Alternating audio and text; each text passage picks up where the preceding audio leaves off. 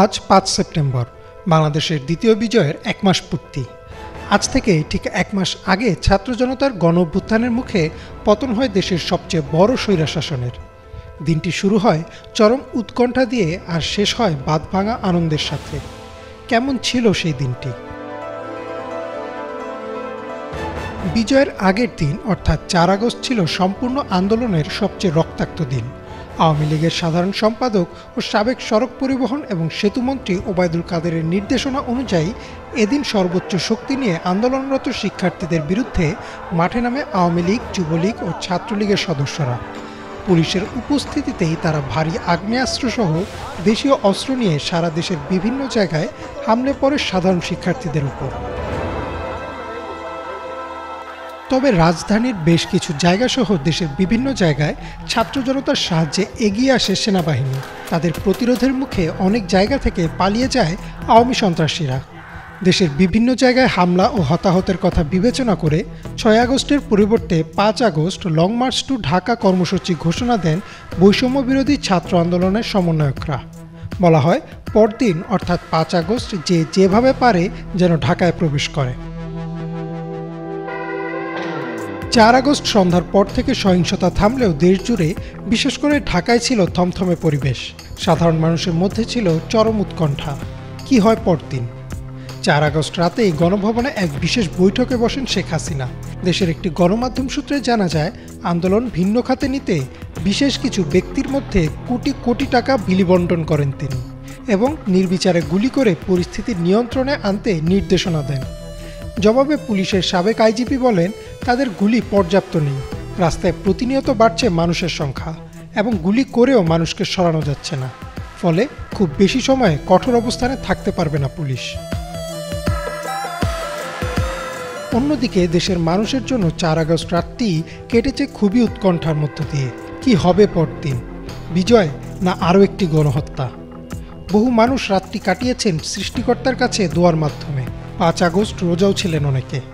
সামাজিক যোগাযোগ মাধ্যমে ছড়িয়ে পড়া বিভিন্ন ভিডিওতে দেখা যায় ৪ আগস্ট রাতে ঢাকার দিকে এগিয়ে আসছে হাজার হাজার মানুষ, কেউ পায়ে হেঁটে, কেউ বা আবার ট্রাকে চড়ে। ৫ আগস্ট সকাল থেকেই থমথমে ছিল রাজধানীর পরিবেশ। রাস্তায় যানবাহন ছিল না বললেই চলে। সকাল ৯টার একটু পরে শহীদ মিনারের সামনে শিক্ষার্থীরা জড়ো হতে চাইলে আবারও মারমুখী হয় পুলিশ। গুলি, টিয়ারশেল আর সাউন্ড গ্রেনেডের শব্দে প্রকম্পিত হয় শহীদ মিনার এলাকা। শহীদ মিনারের পাশেই চাংখারপুল এলাকাতেও গুলি চালায় পুলিশ। সকাল 10টার কিছু পর আবারও বন্ধ করে দেওয়া হয় ইন্টারনেট সেবা।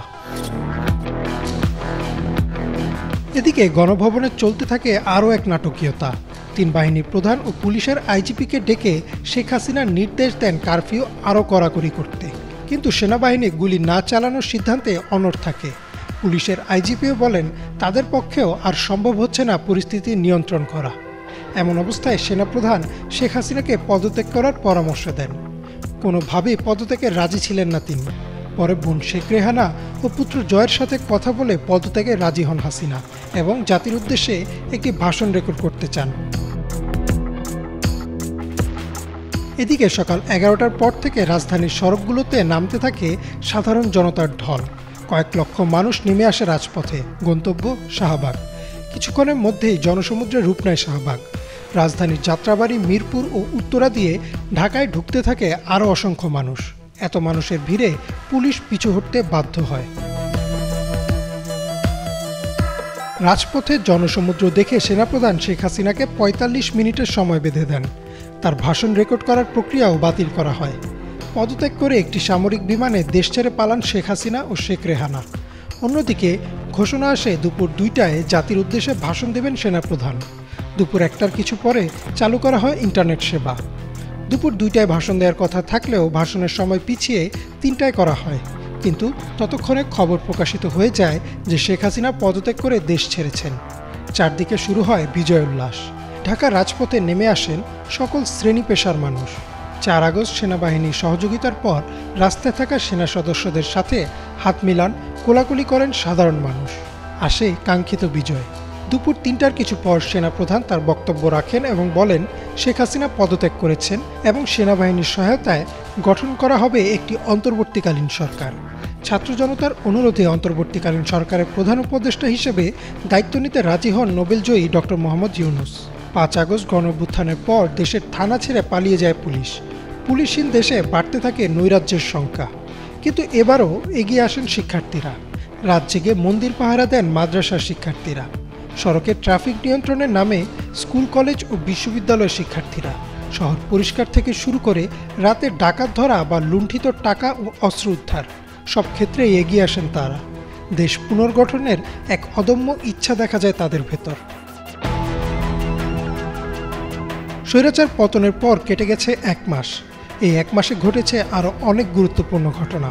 অন্তর্বর্তীকালীন সরকারের প্রধান উপদেষ্টা হিসেবে দায়িত্ব নেন ডক্টর ইউনূস। তার উপদেষ্টা পরিষদে রাখা হয় আন্দোলনের অন্যতম ২ নায়ক আসিফ মাহমুদ ও নাহিদ ইসলামকে।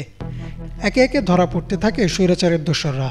জনমনে এখন একটাই আশা, এই দেশ যেন হয় বিশ্বের অন্যতম সুখী সমৃদ্ধ দেশ। ইমরান মাহমুদ, বাংলা ভিশন।